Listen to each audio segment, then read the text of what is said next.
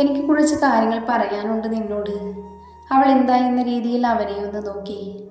പെട്ടെന്നുള്ള മാരേജ് ആയതുകൊണ്ട് സമയം ആവശ്യമാണ് ജീവിതം മുന്നോട്ട് പോകാൻ. നമുക്ക് രണ്ടുപേർക്കും. ലക്ഷ്മി പഠിക്കുന്ന കുട്ടിയാണ്. അതുകൊണ്ടിപ്പോൾ പഠനം മാത്രം മതി മനസ്സിൽ. എൻ്റെ കാര്യങ്ങൾ ഞാൻ തന്നെ ചെയ്യുന്നതാണ് എനിക്കിഷ്ടം. കല്യാണം കഴിഞ്ഞു എന്ന് വെച്ച് മാറ്റാൻ താല്പര്യവുമില്ല. അടുത്ത ദിവസം വീട്ടിൽ പോയി ബുക്കെല്ലാം എടുക്കണം. കോളേജിൽ പോയി തുടങ്ങണം. പഠനം കഴിഞ്ഞ് ലക്ഷ്മിക്ക് തീരുമാനിക്കാം ഈ ലൈഫ് വേണോ വേണ്ടയോ എന്ന്. അതുവരെ ഇവിടെ ജീവിക്കാം. അവൻ അവളെ നോക്കി പറഞ്ഞു നിർത്തി. അവൾ അവൻ തന്നെ നോക്കി നിൽക്കുന്നതല്ലാതെ ഒന്നും പറഞ്ഞില്ല. അവളുടെ മനസ്സിൽ മൊത്തം അവൻ പറഞ്ഞതാണ് പോയിക്കൊണ്ടിരിക്കണേ. അവനോട് പറയാൻ ആഗ്രഹിച്ച കാര്യം അവൻ പറഞ്ഞു കഴിഞ്ഞു. ഇതിൽ കൂടുതലൊന്നും വേണ്ട തനിക്ക്. അവളുടെ മറുപടിയൊന്നുമില്ലാതെ അവന് ദേഷ്യം വരുന്നുണ്ട് എങ്കിലും കടിച്ചു പിടിച്ചു നിന്നു അവൻ. ലക്ഷ്മി. അവൻ്റെ വിളി കേട്ട് അവൾ ഞെട്ടിക്കൊണ്ട് അവനെ ഒന്ന് നോക്കി. ദേഷ്യത്തോടെ അവളെ തന്നെ നോക്കി നിൽക്കുവാണവൻ. അത് ഞാൻ പറഞ്ഞതെല്ലാം മനസ്സിലായി എങ്കിൽ കിടന്നോളൂ, എനിക്ക് വർക്കുണ്ട്. അവളോട് പറഞ്ഞവൻ സോഫയിലിരുന്ന് ലാപ്ടോപ്പ് എടുത്ത് നോക്കാൻ തുടങ്ങി. അവൾ അവനെ ഒന്ന് നോക്കി കയ്യിലുള്ള പാല് അവിടെ ടേബിളിൽ വെച്ചു. അവിടെ ബെഡിൽ പോയിരുന്നു. അവനൊന്നും അറിയാതെ വർക്ക് ചെയ്തുകൊണ്ടിരുന്നു. അവൾ അവനെ നോക്കി പതിയെ കണ്ണടച്ചു കിടന്നു. അറിയാതെ തന്നെ ഉറക്കത്തിലേക്ക് അവൾ വീണിരുന്നു. ലക്ഷ്മി. ആരോ വിളിക്കുന്നത് കേട്ടാണ് ലച്ചു എഴുന്നേറ്റത്. കണ്ണു തുറന്നപ്പോൾ കണ്ടത് അഗ്നിയെയാണ്. അവൾ പെട്ടെന്ന് ഞെട്ടി എഴുന്നേറ്റു. അപ്പോഴവൾക്ക് ഓർമ്മ വന്നത് ഇന്നലെ കല്യാണം കഴിഞ്ഞത്. അവൾ വേഗം കട്ടിൽ നിന്ന് എഴുന്നേറ്റു നിന്നു. അഗ്നി ഡ്രസ്സ് മാറി നിൽക്കുക. എവിടെയോ പോകുവാനാണെന്ന് അവൾക്ക് തോന്നി. ലക്ഷ്മി, ഞാൻ ഓഫീസിൽ പോകുക. ഒരു മീറ്റിംഗ് ഉണ്ട്. ഞാൻ വരുമ്പോൾ തന്നെ വീട്ടിൽ പോകാം. റെഡിയായി നിൽക്കണം. അവൾ അവൻ പറയുന്നത് കേട്ട് നിൽക്കുവാണ്. ആ, കേട്ടു. ഓക്കെ. അവൻ അത്രയും പറഞ്ഞ് ലാപ്ടോപ്പ് ബാഗിലെടുത്ത് ഫോൺ കയ്യിലെടുത്ത് വാതിൽ തുറന്ന് പുറത്തേക്ക് ഇറങ്ങിപ്പോയി. അവൻ പോകുന്നത് നോക്കിയിട്ട് വേഗം പുറത്തേക്ക് ഇറങ്ങി കല്ലുവിൻ്റെ മുറിയിലേക്ക് പോയി. വാതിൽ മുട്ടിയപ്പോൾ കല്ലു വാതിൽ തുറന്നു. ഞാൻ വിചാരിച്ചതേ ഉള്ളൂ എന്താ വരാത്തതെന്ന്. ഞാൻ ഇന്ന് എഴുന്നേൽക്കാൻ വൈകിയടി. എനിക്ക് തോന്നി. ഇല്ലെങ്കിൽ നേരത്തെ വന്ന് വിളിച്ചേനെയല്ലേ. അതെ, നീ എനിക്ക് ഡ്രസ്സ് ഒരെണ്ണം താ, ഫ്രഷ് ആകട്ടെ. ലച്ചു അതും പറഞ്ഞ് വാഷ്റൂമിലേക്ക് നടന്നു. ഇപ്പം തരാടി. കല്ലു വാർഡ്രോബ് തുറന്ന് ആവശ്യമുള്ള ഡ്രസ്സ് എടുത്ത് അവൾക്ക് കൊടുത്തു. ലച്ചു അത് വാങ്ങി വാഷ്റൂമിൽ കയറി. കല്ലു ബെഡിലിരുന്ന് ഫോൺ നോക്കിക്കൊണ്ടിരുന്നു. അഗ്നി റൂമിൽ നിന്ന് ഇറങ്ങിയപ്പോൾ കിച്ചുവും വന്നു. രണ്ടുപേരും വേഗം താഴേക്ക് ഇറങ്ങി ഡൈനിങ് ഹാളിലിരുന്നു. അപ്പോഴേക്കും അമ്മമാർ അവർക്ക് കഴിക്കാനുള്ളതായി വന്നു. അഗ്നി, ലച്ചു എഴുന്നേറ്റില്ലേ? എഴുന്നേറ്റു. ഇന്ന് മീറ്റിംഗ് ഒഴിവാക്കാമായിരുന്നു. ഇന്നലെ കല്യാണം കഴിഞ്ഞതല്ലേ ഉള്ളൂ. ഇന്ന് അമ്പലത്തിൽ പോകേണ്ടതാണ്. ഞാൻ പറഞ്ഞിട്ടല്ലല്ലോ ഇപ്പോൾ കല്യാണം നടന്നത്. ഇന്നത്തെ മീറ്റിംഗ് ഇമ്പോർട്ടൻസ് ആണ്. അത് ഒഴിവാക്കാൻ പറ്റില്ല. പിന്നെ അമ്പലത്തിൽ വൈകിട്ട് പോകാം. അഗ്നി ഇത്തിരി ദേഷ്യത്തിലാണ് പറഞ്ഞത്. പിന്നെ ഒന്നും പറയാൻ നിന്നില്ല. അവർക്ക് വേണ്ടത് വിളമ്പിക്കൊടുത്തു. കഴിച്ചു കഴിഞ്ഞതും അവൻ യാത്ര പറഞ്ഞിറങ്ങി. അപ്പോഴേക്കും അച്ഛന്മാരും വന്നു കഴിക്കാൻ. ദേവി, അച്ഛനും അമ്മയും കഴിച്ചോ? ആ, അവർക്ക് മരുന്നുള്ളതല്ലേ, അതുകൊണ്ട് നേരത്തെ കഴിച്ചു. അഗ്നിയും കിച്ചുവും പോയോ? ഇപ്പം ഇറങ്ങിയതേ ഉള്ളൂ. കഴിക്കാനെടുക്ക്. കല്ലുവും ലച്ചുവും വന്നോ കഴിക്കാൻ? ഇല്ല, എഴുന്നേറ്റു എന്ന് അഗ്നി ഇപ്പോൾ പറഞ്ഞത്. അവരതും പറഞ്ഞ് കഴിക്കാനിരുന്നു. ലച്ചു കുളിച്ച് പുറത്തേക്ക് വന്നു. കല്ലു, വാ, താഴേക്ക് പോകാം. നീ വന്നോ? വാ, പോകാം. കല്ലു ലച്ചുവിനെയും കൂട്ടി താഴേക്ക് നടന്നു. അവർ താഴെ വരുമ്പോൾ ലളിതയും കുടുംബവും ഉണ്ട്. ഓ, കെട്ടിലമ്മ എഴുന്നേറ്റ് വരുന്നേ ഉള്ളൂ. ലളിത ലച്ചുവിനെ കണ്ടതും ചൊറിയാൻ തുടങ്ങി. ലച്ചു പേടിയോടെ കല്ലുവിൻ്റെ കയ്യിൽ പിടിച്ചു. കല്ലു ദേഷ്യത്തോടെ അവരോട് എന്തോ പറയാൻ വന്നതും വേറെ ഒരു ശബ്ദം അവിടെ മുഴങ്ങി. അവൾ നേരത്തെ എഴുന്നേറ്റ്. ഇവിടെ അടുക്കളയിൽ പണിയൊന്നുമില്ല. കല്ലുവിൻ്റെ പ്രായമല്ലേ ഉള്ളൂ. അതുകൊണ്ട് അവൾക്ക് ഇഷ്ടമുള്ളപ്പോൾ എഴുന്നേറ്റ് വന്നോളും. നീ അത് അന്വേഷിക്കാൻ നിൽക്കണ്ട. അച്ഛൻ്റെ ശബ്ദം കേട്ടതും ലളിത സൈലൻ്റായി. കല്ലു, ലച്ചുവിനെയും കൂട്ടി കഴിക്കാൻ പൊക്കോ. കല്ലു ലച്ചുവിൻ്റെ കൈ പിടിച്ച് കഴിക്കാനിരുന്നു. അച്ഛന്മാർ കഴിച്ചെഴുന്നേറ്റ് പോയിരുന്നു. അമ്മമാർ അവർക്ക് കഴിക്കാൻ വിളമ്പിക്കൊടുത്തു. ലച്ചു ഒന്നും കഴിക്കാതെ ഇരിക്കുന്നത് കണ്ട് ദേവിയമ്മ ചോദിച്ചു. ലച്ചു, അവർ പറഞ്ഞൊന്നും കാര്യമാക്കണ്ട, കഴിക്കാൻ നോക്ക്. ലച്ചു കല്ലുവിനെ നോക്കി. അവൾ ആരെയും നോക്കാതെ കഴിക്കുവാണ്. ലച്ചു ഒരു ചിരിയോടെ കഴിക്കാൻ തുടങ്ങി. അമ്മേ കഴിക്കുന്നില്ലേ? ലച്ചു ദേവിയോടായി ചോദിച്ചു. ഞങ്ങൾ കഴിച്ചോളാം, മക്കൾ കഴിക്കാൻ നോക്ക്. അതൊന്നും പറ്റില്ല, നിങ്ങളും ഇരിക്കണം, എന്നാലേ എനിക്ക് സന്തോഷമാകൂ, ലച്ചു അവരോട് പറഞ്ഞു. അമ്മമാർ രണ്ടും ചിരിയോടെ കഴിക്കാനിരുന്നു. അവർ സന്തോഷമായി കഴിക്കുന്നത് നോക്കിയിരുന്ന ലളിതയും കുടുംബവും ദേഷ്യത്തിൽ മുറിയിലേക്ക് പോയി. അഗ്നിയും കിച്ചുവും കമ്പനിയിലെത്തി. കാറ് പാർക്ക് ചെയ്ത് രണ്ടുപേരും അകത്തേക്ക് കയറി. അവരെ കണ്ട് റിസപ്ഷനിലിരുന്ന പെൺകുട്ടി എഴുന്നേറ്റ് നിന്ന് വിഷ് ചെയ്തു. കിച്ചുവാണ് അതിന് മറുപടി കൊടുത്തത്. അഗ്നിയൊന്നും പറയാതെ അകത്തേക്ക് നടന്നു. അകത്തേക്ക് നടക്കുമ്പോൾ ഓരോ സ്റ്റാഫ്സും അവരെ വിഷ് ചെയ്തു. അതൊന്നും നോക്കാതെ അവൻ നേരെ അവൻ്റെ ക്യാബിനിലേക്ക് പോയി. CEO അഗ്നിദേവ് വർമ്മ. അവൻ ഡോറ് തുറന്ന് അകത്തേക്ക് കയറി. കിച്ചു അവനെ ഒന്ന് നോക്കി അവൻ്റെ ക്യാബിനിലേക്കും പോയി. MD കിരൺ ഇന്ദ്രജിത്ത് വർമ്മ. അവൻ ഡോറ് തുറന്ന് അവനും അകത്തേക്ക് കയറിയിരുന്നു. അഗ്നി അവൻ്റെ സീറ്റിലേക്കിരുന്നു. അപ്പോഴേക്കും അവൻ്റെ PA പ്രിയ അകത്തേക്ക് വന്നു. Good morning sir. Good morning. എല്ലാം അറേഞ്ച് ചെയ്തില്ലേ? യെസ് സർ, എല്ലാം ഓക്കെയാണ്. ഓക്കെ, ഇന്ന് വേറെ പ്രോഗ്രാം എന്തെങ്കിലും ഉണ്ടോ? ഇല്ല സർ, ഇന്ന് മീറ്റിംഗ് മാത്രമേ ഉള്ളൂ. ഓക്കെ, ഫയൽ എന്തെങ്കിലും സൈൻ ചെയ്യാനുണ്ടെങ്കിൽ കൊണ്ടുവരണം. ഞാൻ മീറ്റിംഗ് കഴിഞ്ഞ് നേരത്തെ ഇറങ്ങും. ഓക്കെ സർ, പെട്ടെന്ന് കൊണ്ടുവരാം. അത്രയും പറഞ്ഞ് പുറത്തേക്ക് പോയി അവൾ. കിച്ചു അവൻ നോക്കാനുള്ള ഫയലെല്ലാം നോക്കിയിട്ട് വേഗം അഗ്നിയുടെ അടുത്തേക്ക് പോകാൻ എഴുന്നേറ്റു. അഗ്നിയുടെ ക്യാബിൻ്റെ ഡോറിൽ തട്ടി. Yes coming. അവൻ്റെ മറുപടി കിട്ടിയതും അകത്തേക്ക് കയറി. അഗ്നി, മീറ്റിംഗ് തുടങ്ങാറായി. ആ, എല്ലാം സെറ്റല്ലേ, നമുക്ക് പോകാം. അവർ രണ്ടുപേരും എഴുന്നേറ്റ് മീറ്റിംഗ് ഹാളിലേക്ക് നടന്നു. ഡോറ് തുറന്ന് അകത്തേക്ക് കയറി. സ്റ്റാഫെല്ലാം അവിടെ ഉണ്ടായിരുന്നു. അഗ്നിയും കിച്ചുവും വന്നതും എല്ലാവരും എഴുന്നേറ്റു. അവരോട് ഇരിക്കാൻ പറഞ്ഞുകൊണ്ട് രണ്ടുപേരും അവിടെ ഇരുന്നു. Good morning every one. പുതിയൊരു പ്രൊജക്റ്റ് തുടങ്ങുവാണ്. അപ്പോൾ ഒരു ടീം തുടങ്ങണം. അതിനു മുന്നോടിയാണ് എല്ലാവരെയും വിളിച്ച് മീറ്റിംഗ് അറേഞ്ച് ചെയ്തത്. എല്ലാവരും അവൻ പറയുന്നത് കേട്ടിരുന്നു. അപ്പോൾ പേര് വിളിക്കുന്ന ആളുകൾ ഇവിടെ ഇരിക്കണം. അങ്ങനെ ഓരോ പേരുകൾ വിളിച്ചു. 10 പേരായതും ബാക്കിയുള്ളവരോട് പുറത്തേക്ക് പോകാൻ പറഞ്ഞു. 10 പേരൊഴിച്ച് ബാക്കിയുള്ളവർ പുറത്തു പോയതും അവർ പ്രൊജക്റ്റിൻ്റെ കാര്യങ്ങൾ ചർച്ച ചെയ്തു. അങ്ങനെ 1 മണിക്കൂർ കഴിഞ്ഞതും അവർ ഓഫീസിൽ നിന്നും ഇറങ്ങി. ലച്ചുവും കല്ലുവും മുറിയിൽ വെറുതെ സംസാരിച്ചിരിക്കുവാണ്. വാതിലിൽ മുട്ടുന്ന കേട്ട് കല്ലു വാതിൽ തുറന്നു.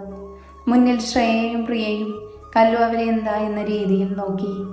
ഞങ്ങൾ കല്യാണ പെണ്ണിനെ പരിചയപ്പെടാൻ വന്നതാ, പ്രിയ പറഞ്ഞു. കല്ലു അതിനൊന്ന് ചിരിച്ചിട്ട് ലച്ചുവിൻ്റെ അടുത്ത് പോയിരുന്നു. ശ്രേയ ലച്ചുവിനെ തന്നെ നോക്കിയിരിക്കുവാണ്. തന്നേക്കാൾ അവൾക്ക് എന്താണ് കൂടുതലെന്ന് അറിയണമല്ലോ എന്നാണ് അവളുടെ ഭാവം. പ്രിയ ശ്രേയയെ ഒന്ന് നോക്കിക്കൊണ്ട് അകത്തേക്ക് കയറി. പുറകെ ശ്രേയയും അവരുടെ അടുത്തേക്ക് ചെന്നു.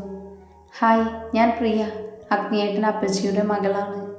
ഞാൻ ശ്രേയ, പ്രിയയുടെ ചേച്ചിയാണ്, അഗ്നിയുടെ മുറപ്പെണ്ണ്. ചെറു ചിരിയോടെ ഇരിക്കുവാണ്. ശ്രേയയുടെ മറുപടി കേട്ട് അവൾക്കൊന്നും തോന്നിയില്ല. എന്നാൽ കല്ലുവിന് നല്ല ദേഷ്യം വന്നുവെങ്കിലും ഒന്നും മിണ്ടാതെ നിന്നു. രണ്ടും വന്നതിന് പിന്നിൽ കാരണം എന്തെങ്കിലും ഉണ്ടാകും. അതെന്താണെന്ന് അറിയണം വരെ മിണ്ടാതിരിക്കുന്നതാണ് നല്ലതെന്ന് തോന്നി അവൾക്ക്. ഹായ്, ഞാൻ ശ്രീലക്ഷ്മി. ലച്ചുവും ചിരിയോടെ പേര് പറഞ്ഞു. എന്നെക്കാളും എന്താണ് ഇവൾക്ക് കൂടുതലുള്ളത്? എൻ്റെ ആലോചന വന്നപ്പോൾ വേണ്ട എന്ന്. ഇവള് ആരാ? ഭൂലോക രംഭയാണോ? ശ്രേയ ഒരു പുച്ഛത്തോടെ ലച്ചുവിനെ നോക്കി പറഞ്ഞു. അതുവരെ ചിരിയോടെ ഇരുന്ന ലച്ചുവിൻ്റെ മുഖം വാടി. ദേ ശ്രേയ ചേച്ചി, വെറുതെ പ്രശ്നം ഉണ്ടാക്കാനാണ് വന്നതെങ്കിൽ പോകാൻ നോക്കിക്കോ. അതേടി, പ്രശ്നം ഉണ്ടാക്കും ഞാൻ. എനിക്കറിയണം എന്നിലും കൂടുതൽ എന്താണ് ഇവൾക്കുള്ളതെന്ന്. അതുകൊണ്ടാണല്ലോ ഇവളെ കെട്ടിയത്. ശ്രേയ ദേഷ്യം കൊണ്ട് വിറച്ചു. കൂടുതലുണ്ട്, അതുകൊണ്ടാണല്ലോ എൻ്റെ ഏട്ടൻ ഇവളെ കെട്ടിയത്.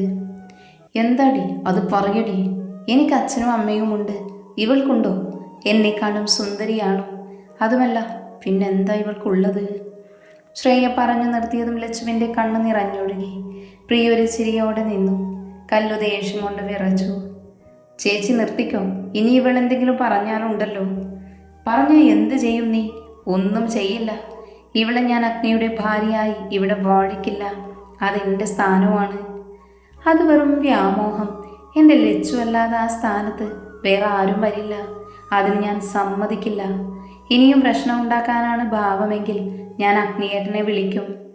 അഗ്നിയെ വിളിക്കുമെന്ന് കേട്ട് ഒന്ന് ഭയന്നു എങ്കിലും അവൾ വിട്ടുകൊടുക്കാൻ തയ്യാറാകാതെ പിന്നെയും അവിടെ നിന്നു.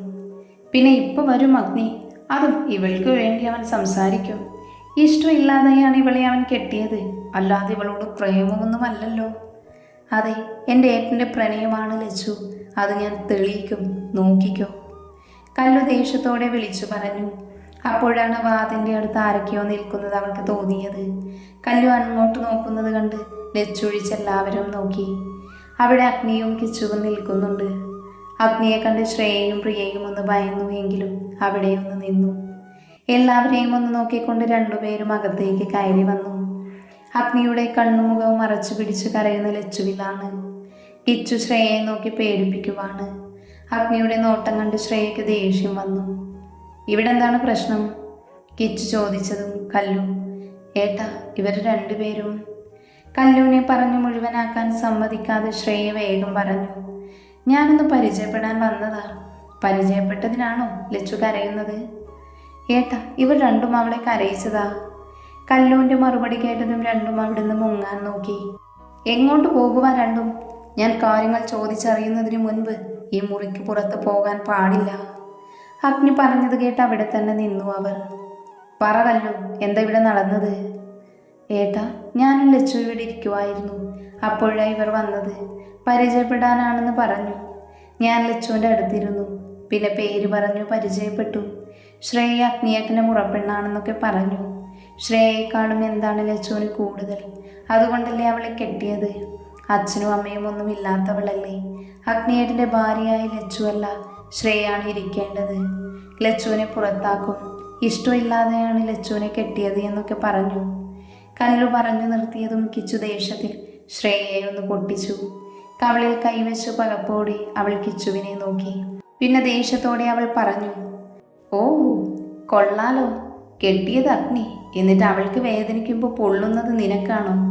അതെന്താ, നീയാണോ അവൾ വെച്ചോണ്ടിരിക്കണേ? അടികിട്ടിയ ദേഷ്യത്തിൽ അവൾ വായി തോന്നിയത് വിളിച്ചു പറഞ്ഞു. അത് കേട്ടതും ലച്ചു പൊട്ടിക്കരഞ്ഞു.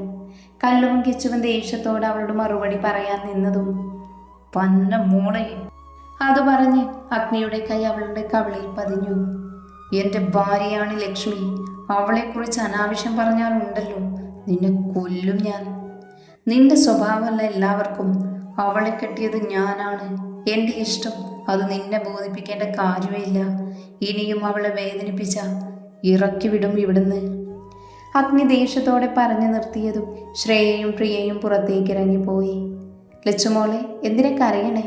ഞങ്ങളൊക്കെ ഇല്ലേ, പിന്നെ എന്താടാ? കിച്ചു അവളോട് സമാധാനമായി പറഞ്ഞു. എനിക്ക് അച്ഛനെയും അമ്മയെയും ചെറിയ ഓർമ്മയേ ഉള്ളൂ. അപ്പോൾ അവരെന്നെ അച്ഛനും അമ്മയും ഇല്ലാത്തവളാണെന്ന് പറഞ്ഞപ്പോൾ സഹിക്കാൻ പറ്റിയില്ല എനിക്ക്. അവൾ പൊട്ടി പൊട്ടി കരഞ്ഞു. കല്ലുവിൻ്റെ കണ്ണും നിറഞ്ഞു. കിച്ചുവ സങ്കടത്തോടെ അവളെ ഒന്ന് നോക്കി. അഗ്നിക്ക് അവളുടെ കണ്ണു നിറഞ്ഞ് കണ്ടെന്തോ പോലെ തോന്നി. അഗ്നി അവളെ ഒന്ന് നോക്കിക്കൊണ്ട് അവളുടെ അടുത്തായിരുന്നു. ലക്ഷ്മി, അഗ്നി വിളിച്ചിട്ടും അവൾ കരഞ്ഞുകൊണ്ടിരുന്നു. അഗ്നി കല്ലുവിനെയും കിച്ചുവിനെയും ഒന്ന് നോക്കിയിട്ട് ലച്ചുവിൻ്റെ തോളിൽ പിടിച്ച് അവൻ്റെ നെഞ്ചിൽ ചേർത്ത് പിടിച്ചു. ചായാനൊരു തോളി കിട്ടിയ പോലെ അവൾ അവൻ്റെ നെഞ്ചിലേക്ക് ഒന്നുകൂടെ ചേർന്നിരുന്ന് കരഞ്ഞു. കിച്ചു അഗ്നിയെ എന്തോ ഒരു അത്ഭുതം കണ്ടതുപോലെ നോക്കി. കല്ലുവും വാ തുറന്ന് നോക്കി നിന്നു. അഗ്നി അതൊന്നും ശ്രദ്ധിക്കാതെ ലച്ചുവിൻ്റെ തോളിൽ തട്ടിക്കൊടുത്തു. ലക്ഷ്മി, മറ്റുള്ളവർ പറയുന്നത് കേട്ട് കരയാൻ നിന്ന് അതിനെ നേരം കാണൂ. കുറച്ചുകൂടെ ബോൾഡാകണം. ഇങ്ങോട്ടെന്തെങ്കിലും പറഞ്ഞാൽ തിരിച്ചു പറയണം, അല്ലാതെ അവർ പറയുന്ന കേട്ടുകൊണ്ട് നിൽക്കരുത്. അച്ഛനും അമ്മയും ഇല്ല എന്നൊന്നും കരുതണ്ട. ഇവിടെ ഉണ്ടല്ലോ അച്ഛന്മാരും അമ്മമാരും. അവരൊക്കെ ലക്ഷ്മിയുടെ സ്വന്തമല്ലേ.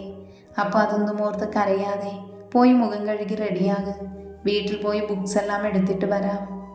അഗ്നി പറയുന്നത് കേട്ടെങ്കിലും അവൾ കരച്ചിൽ നിർത്തിയെങ്കിലും തേങ്ങിക്കൊണ്ടിരുന്നു. അവൻ അവളെ തന്നിൽ നിന്നും അടർത്തി മാറ്റി. അവൾ അവനെ തന്നെ ഒന്ന് നോക്കി. അവളെ തന്നെ നോക്കിയിരിക്കുവാണവൻ. അഗ്നി അവളുടെ മുഖത്തേക്ക് നോക്കി. കണ്ണെല്ലാം ചുവന്ന് മുഖമെല്ലാം വാടിയിരിക്കുന്നു. ചെല്ല്, പോയി റെഡിയാക്. ഇനിയും കരഞ്ഞിരുന്ന എൻ്റെ പ്രതികരണം ഇങ്ങനെയായിരിക്കില്ല. അവൾ അനുസരണയോടെ തലയാട്ടി. അഗ്നി അവളെ ഒന്ന് നോക്കിക്കൊണ്ട് അവിടുന്ന് എഴുന്നേറ്റ് കല്ലുവിനെ ഒന്ന് നോക്കി. അവൾക്ക് ആവശ്യമുള്ള ഡ്രസ്സ് കൊടുത്ത് റെഡിയാക്കിക്കോ, ഞാൻ ഇപ്പോൾ വരും, നീയും പോരെ. ആ ഏട്ടാ. കല്ലുവിനോട് പറഞ്ഞ് അഗ്നി മുറിക്ക് പുറത്തേക്ക് ഇറങ്ങി. അവനെ പുറകെ കിച്ചനും ഇറങ്ങി. ഡാ അഗ്നി, നിനക്ക് ആ കൊച്ചിനെ ഇഷ്ടമാണോ? നിന്നോട് ആരാ പറഞ്ഞേ? അല്ല, നിന്റെ അവളോടുള്ള പെരുമാറ്റം കണ്ടാണ് ചോദിച്ചത്. എനിക്കൊന്നുമില്ല. പിന്നെ ഞാൻ കെട്ടിയ കാരണം അവൾ മറ്റുള്ളവരുടെ വായിന്ന് കേൾക്കേണ്ട കാര്യമില്ല. കരഞ്ഞോണ്ടിരുന്ന അത് മാത്രമേ സമയം കാണൂ. ഇന്നലെ അച്ചായൻ പറഞ്ഞപ്പോൾ എനിക്ക് തോന്നി ഒരു തൊട്ടാവാടിയാണെന്ന്. അതുകൊണ്ടാണ് ഇപ്പം ഞാൻ അങ്ങനെ ചെയ്തേ. അല്ലാതെ ഒന്നും ഉണ്ടായിട്ടല്ല. നീ പോയി ഫ്രഷായിട്ട് വാ. അവളുടെ വീട്ടിൽ പോയിട്ട് വരാം നമുക്ക്. ഓ അങ്ങനെ. ഞാൻ വിശ്വസിച്ചു. ഞാൻ എന്തിനാ? നീയും അവൾ പോയാൽ മതി. വീട്ടിൽ പോയി അവളുടെ ബുക്സ് എടുത്തിട്ട് കുറച്ച് ഡ്രസ്സ് എടുക്കാൻ പോകണം. നീയും കല്ലുവും വേണം. കല്ലുവിൻ്റെ ഡ്രസ്സാണ് ലക്ഷ്മി യൂസ് ചെയ്യണേ. അത് പറ്റില്ലല്ലോ. ഇനി ക്ലാസ് തുടങ്ങുമ്പോൾ പോകേണ്ടതല്ലേ. നീ അത്രക്കൊക്കെ ചിന്തിച്ചു തുടങ്ങിയോ? കല്യാണം കഴിഞ്ഞപ്പോൾ ഓരോ മാറ്റങ്ങളെ. പുടം പന്ന മോനെ. അയ്യോ എൻ്റെ അഗ്നി, ഇതൊക്കെ പുതിയതാണോ? പോടാ, പോയി റെഡിയാക്. ഇനിയും ഇവിടെ നിന്നാലേ എൻ്റെ കയ്യിൽ നിന്നും നിനക്ക് കിട്ടും. ഊവേ, ഞാൻ പോകാം. കണ്ടുപിടിച്ചോളാം ഞാൻ. കിച്ചു അഗ്നിയോട് പറഞ്ഞവൻ്റെ മുറിയിലേക്ക് പോയി. അഗ്നി അവൻ്റെ മുറിയിലേക്കും.